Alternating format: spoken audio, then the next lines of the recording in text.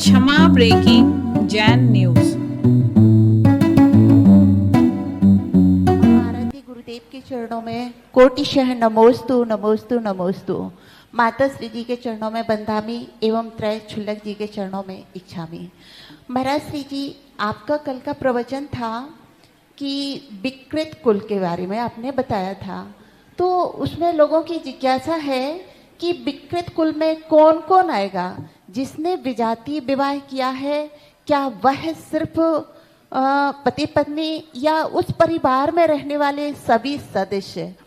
और इस विषय में अलग अलग सभी के, जैसे और भी महाराज श्री कुछ बताते हैं कि आहार ले सकते हैं, तो ऐसे लोगों के बारे में मन में बहुत सारी जिज्ञासाएं हैं, तो कृपया कर समाधान कीजिए। विकृत कुल का दो प्रकार से होता है।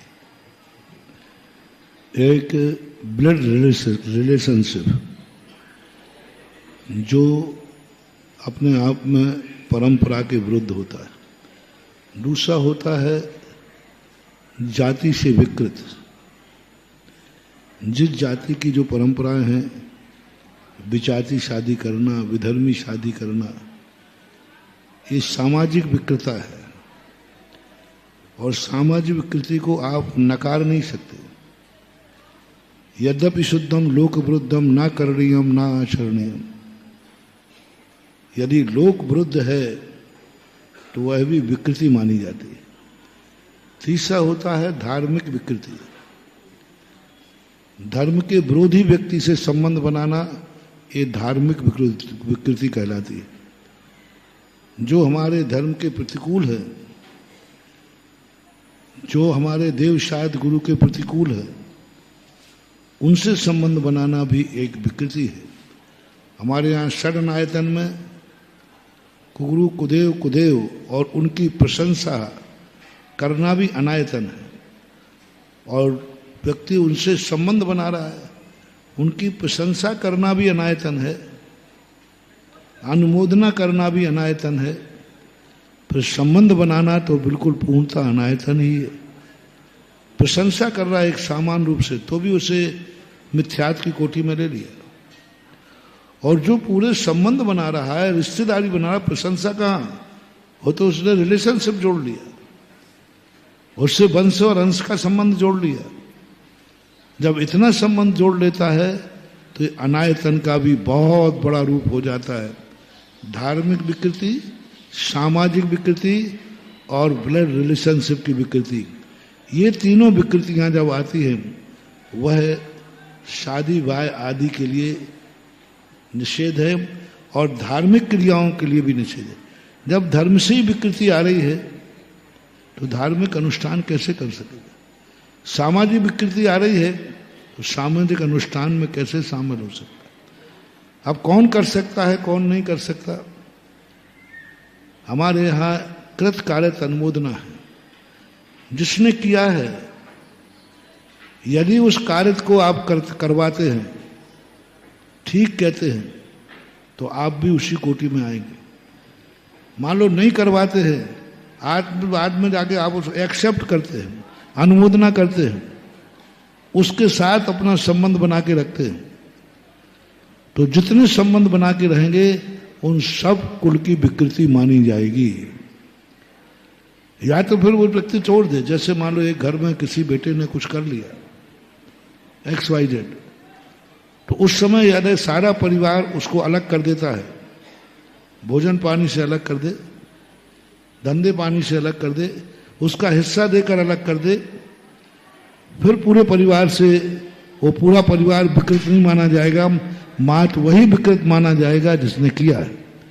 लेकिन उसी के साथ तुम रह रहे हो, एक चूल्हे पर रोटी खा रहे हो, एक साथ कमाई खा रहे हो, तो जितने लोग उसके साथ में हैं वे सब विकृत की कोटि में आएंगे, क्योंकि अपराध करना और अपराधी की शरण देना दोनों अपराध की कोटि में आते हैं। शास्त्रों की जहाँ तक बात है, वहाँ की परंपराएं अलग थी। वहाँ धर्म एक था। ऋषभदेव के समय विधर्मी कोई होता नहीं था, सब उच्चगोत्री थे। वर्ण व्यवस्था में और गोत्र व्यवस्था में अंतर था। वर्ण व्यवस्था का अर्थ नहीं कि नीच गोत्री हो गया। ऋषभदेव के समय सभी उच्चगोत्री थे, और उच्च गोत्रियों में 3 वर्ण थे। उच्च गोत्र ही शूद्र थे, उच्च गोत्र ही क्षत्रिय थे, उच्च गोत्र ही वैश्य थे। गोत्र सबका, क्योंकि भोगभूमि में नीच गोत्र होते ही नहीं। तो वर्ण व्यवस्था तो मात्र धंधे के आधार पर की गई थी, ना कि ब्लड के आधार पर नहीं की गई थी। वंश के आधार पर वर्ण व्यवस्था नहीं थी। आज धीरे धीरे विकृत करके वर्ण व्यवस्था ने जाति का रूप ले लिया है। यदि जाति से अलग होकर वर्ण व्यवस्था करते तो आज भी वो संबंध बने रहते, लेकिन आज वर्ण ने जाति का रूप ले लिया और जाति ने कानून का रूप ले लिया और कानून में समाज का रूप ले लिया। ऐसी स्थिति में हमें ये 3 विकृतियां देखना पड़ेंगी। इन 3 विकृतियों से कुल की विकृति मानी जाना चाहिए जाति। रही बात व्यक्तिगत विचारों की, तो व्यक्तिगत विचारों की आज ऐसा कानून है प्रजातंत्र का, हम किसी को रोक नहीं सकते। यदि कोई महाराज लेते हैं तो लेते हैं, उनकी मर्जी, उनकी छूट है, कोई कानून नहीं है। यदि कोई व्यक्ति सुबह उठ करके अपने पैरों का अभिषेक करके माथे पे गंदोदक लगावे, कौन रोक सकता है? बोलो, हो किसी में ताकत तो बता दो। प्रतिदिन अपने पैरों पर जल डाले, निर्मलम निर्मले करुणाम पवित्रम, अपने खुद गई। आप रोक के दिखाओ। आप कोर्ट चले जाओगे तो भी कोर्ट क्या कहेगा? भाई वो अपने पैर पूज रहा है, तुम्हें क्या तकलीफ हो रही है? कोर्ट भी नहीं है, धर्मनिरपेक्ष राज्य है। धर्मनिरपेक्ष का अर्थ ही होता है कि कोई अपना स्वयं कोई अर्घ करे सुबह उठ करके और अपने अभिषेक करे, गंदोदक लगावे, पूजा करे अपनी खुद की, तो करे, कुछ नहीं कर सकते।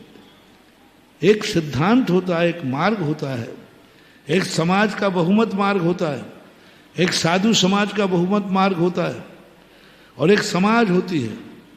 समाज जब बहुमत में किसी एक पक्ष में होती है तो समाज ही कानून होती है। समाज एक बहुत बड़ा कानून है। 2 गवाहों पर जब कानून निर्णय कर लेता है, यहां तो कितने गवाह हैं? 2 गवाह मिलने पर कोर्ट भी निर्णय कर देता है। यहां तो समाज का बहुमत 90-99%। जब 99% एक पक्ष में गवाह हो, वहां कोई कानून, वहां कोई आगम नहीं चलता, वहां कानून, समाज का बहुमत ही कानून होता है। मीटिंग में होता है, मीटिंग में जहां बहुमत हो जाता है वहां कानून भी कुछ नहीं कर सकता। ये कहता भाई आपका बहुमत है। तो जो परंपराएं बहुमत से समाज ने सिद्ध की हैं, वो भी हमारे कुल को विकृत करते हैं यदि से उनसे हम विपरीत जाते हैं तो। और जब सारी समाज उसको एक्सेप्ट कर लेगी तो फिर कानून भी बदल जाएगा। ऐसा बात है।